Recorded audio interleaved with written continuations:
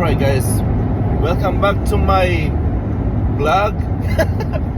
Man, it's been a while, but today it's raining, but I have decided to go fishing finally. It's been a while.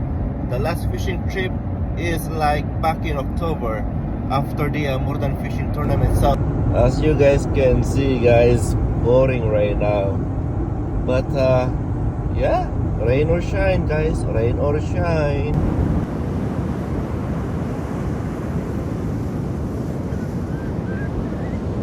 Nandito na tayo sa surf.